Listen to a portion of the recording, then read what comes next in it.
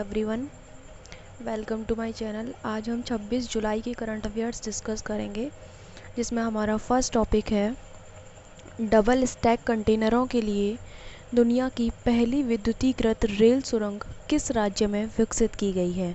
ठीक है, तो वो हरियाणा राज्य में विकसित की गई है। ओके, चलिए, यह सुरंग हरियाणा के मेवात एवं गुरुग्राम जिले को जोड़ती है और अरावली पर्वतमाला की एक तिरछी ढाल पर निर्मित की गई है। ठीक है, इसे आप मैप में अच्छे तरीके से देख सकते हो। इस सुरंग का एक छोर हरियाणा के रेवाड़ी के पास है, जबकि दूसरा छोर हरियाणा के दादरी में है। ठीक है, क्रॉस सेक्शनल क्षेत्र के हिसाब से यह भारत की सबसे बड़ी रेलवे सुरंगों में से एक है। ठीक है, ये जो सुरंग है ये डी आकार की सुरंग होगी। ठीक है, डी आकार की सुरंग होगी और इसके सीधे भाग में चौड़ाई 14.5 मीटर और जो इसकी ऊंचाई होगी वो 10.5 मीटर होगी। ठीक है, और जो वक्राकार भाग की अगर मैं बात करती हूँ तो डी आकार की बात की है ना, तो जो वक्राकार भाग होगा उसका वो उसमें उसकी चौड़ाई होगी 15 मीटर और ऊंचाई होगी 12.5 मीटर। ठीक है, बाकी ये जो सुरंग है देखिए कहाँ पर स्टार्ट की जाएगी, ये कम से कम अगले 12 महीनों में ये सुरंग जो है स्टार्ट होगी, यानी कि अगले 1 साल में।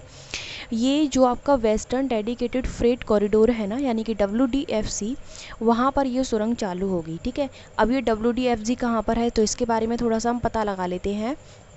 ये कम से कम 1504 किलोमीटर का पश्चिमी फ्रेट कॉरिडोर कहाँ से स्टार्ट होता है, यूपी के दादरी से शुरू होकर, और देश के सबसे बड़े कंटेनर पोर्ट कौन सा है, सबसे बड़ा कंटेनर पोर्ट यानी कि जवाहरलाल नेहरू पोर्ट ट्रस्ट, जो कि मुंबई में है। ठीक है, मुंबई तक फैला हुआ, वहाँ तक ये पूरा जो कॉरिडोर है इसका मतलब वहाँ तक ये कॉरिडोर पूरा फैला हुआ है। ठीक है, बाकी इस कॉरिडोर में कौन से राज्य आते हैं तो मैं आपको बता देती हूँ किस किस राज्य से ये कॉरिडोर गुजरता है। ठीक है, तो यूपी, हरियाणा, राजस्थान, गुजरात, महाराष्ट्र, इन राज्यों से होकर ये कॉरिडोर गुजरता है। ठीक है, इतना ही है इसके बारे में जो मैंने आपको बता दिया है।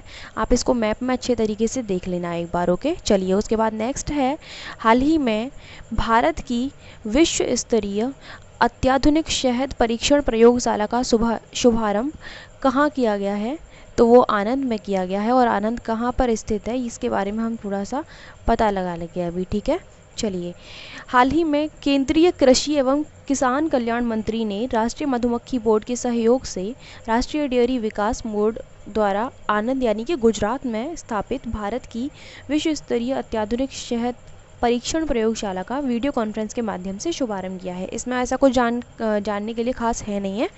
चलिए, उसके बाद नेक्स्ट है, हाल ही में जारी वैश्विक वन संसाधन मूल्यांकन रिपोर्ट के अनुसार पिछले 1 दशक में वनों में वृद्धि करने वाले शीर्ष 10 देशों में भारत को कौन सा स्थान मिला है, तो वो है आपका तीसरा स्थान। ठीक है, तीसरा स्थान मिला है, और पहला और दूसरा किसको मिला है वो भी हम यहाँ पर जान लेंगे। ठीक है,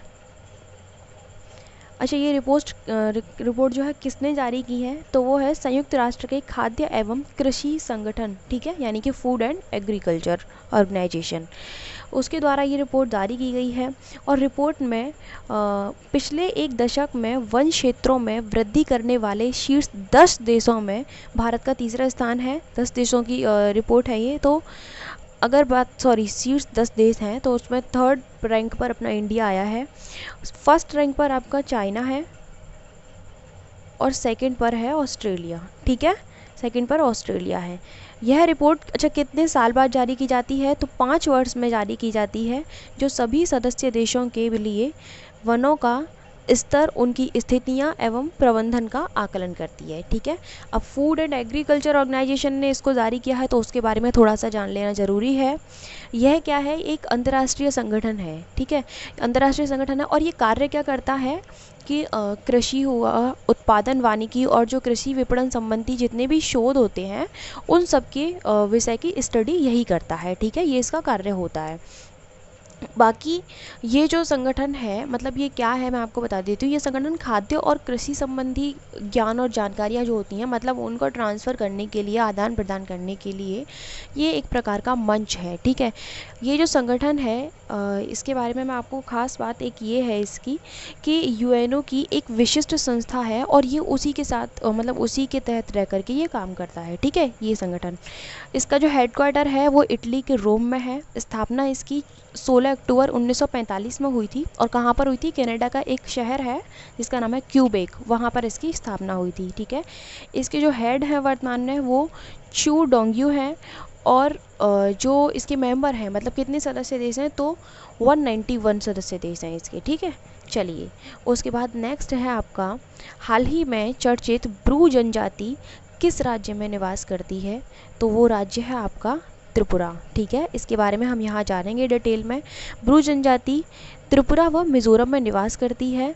और हाल ही में अब ये चर्चा में क्यों रही है, तो ये जान लेते हैं। त्रिपुरा के गैर ब्रू समुदाय, ठीक है, ने मिज़ोरम से विस्थापित ब्रू समुदाय को बसाने के लिए 6 स्थानों का प्रस्ताव दिया है, इसलिए ये जनजाति चर्चा में है, ठीक है। अब ब्रू जनजाति के बारे में हम थोड़ा सा यहाँ पर डिस्कस कर लेते हैं कि आखिर ये क्या है, ठीक है। देखो, सबसे पहले तो ब्रू को ना रियांग नाम से भी जाना जाता है, तो आप कंफ्यूज मत होना। अगर ब्रू किसी भी, अगर आप कहीं किसी खबर में, किसी न्यूज़पेपर में या कहीं पर भी पढ़ते हो रियांग नाम से, तो वो यही जनजाति है, ठीक है। ये समुदाय यार रहता कहाँ पर है? ये कि पूर्वोत्तर भारत के जो राज्य है ना, पूर्वोत्तर भारत के ही मूल निवासी हैं वैसे तो ये, लेकिन वहाँ पर भी ये 3 राज्यों में निवास करते हैं मोस्टली, त्रिपुरा, मिज़ोरम और असम, ठीक है। वहाँ पर ये लोग रहते हैं। अब जानते हैं कि क्या स्टोरी थी। देखो, ऐसा हुआ था, बहुत समय पहले की बात है कि त्रिपुरा का एक राजकुमार था, ठीक है। और उस मतलब उसी राजकुमार मतलब उसी राज्य में, यानी कि त्रिपुरा से उसको निकाल दिया गया था, ठीक है। फिर उसके बाद क्या हुआ, उसने मतलब वो राजा जो था वो अपने समर्थकों के साथ, जितने भी उसके अनुयायी थे जो उसके पीछे चलते थे, उन्होंने मतलब उस राजा ने अपने समर्थकों के साथ मिज़ोरम में जाकर वो बस गया, ठीक है। और वहाँ पर उसने अपनी कम्युनिटी को बढ़ा लिया, ठीक है। मतलब अगर कहूँ तो एक स्वतंत्र राज्य का ही निर्माण कर लिया था उसने वहाँ पर जा कर के, ठीक है।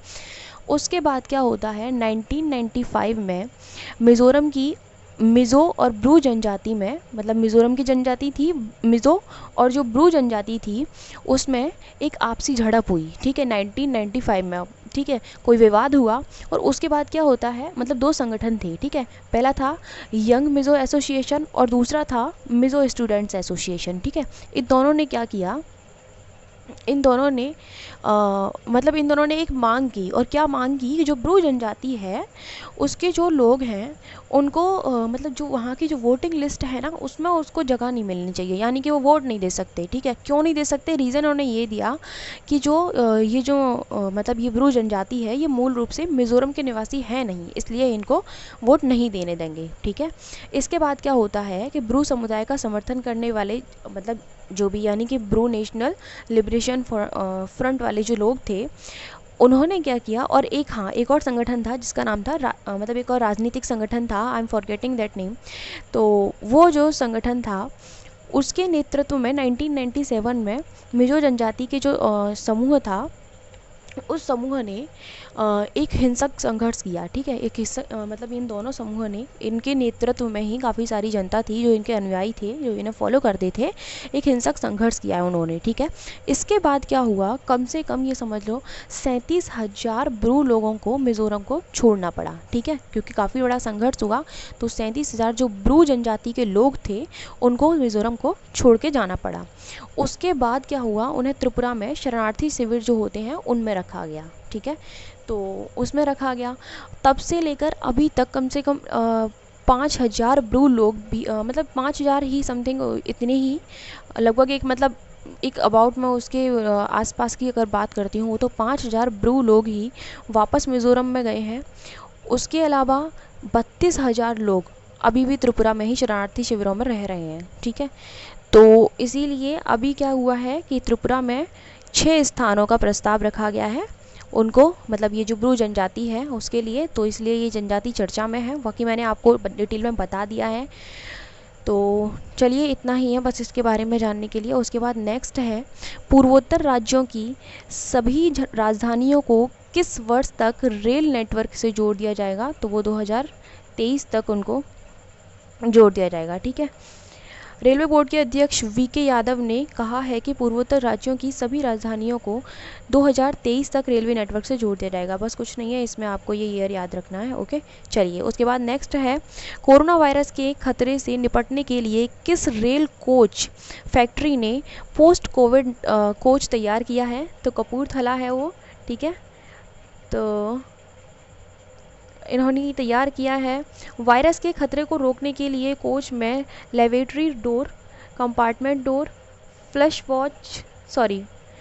वॉल्व पर पैरों से चलने वाली व्यवस्थाओं का प्रबंधन भी किया गया है। ठीक है, चलिए उसके बाद नेक्स्ट है, वित्तीय स्थिरता रिपोर्ट कौन जारी करता है?